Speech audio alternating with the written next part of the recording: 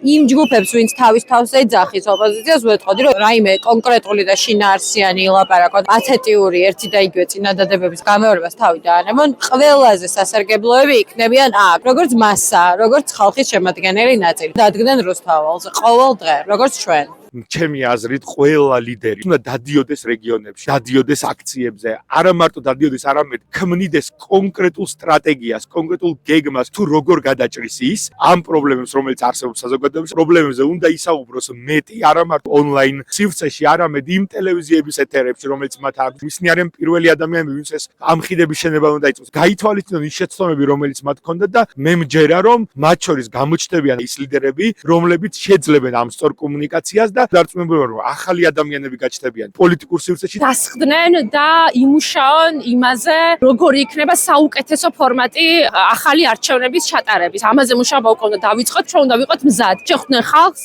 შესაბამის არასამთავრობო ორგანიზაციებს, რომლებიც მუშაობენ არჩევნებზე და ჩამოაყალიბონ რა მოთხოვნები აქვს ახალი არჩევნების ფორმატთან, წესებთან დაკავშირებით. ერთმანეთს ესაუბროს, ხალხს ელაპარაკოს, ოპოზიციაც ამ ხალხის ნაწილია და ილაპარაკოს ბევრი, არ შეეშინდეს თავის ნაკლოვანებებზე, თავისი სუსტებზე ლაპარაკს.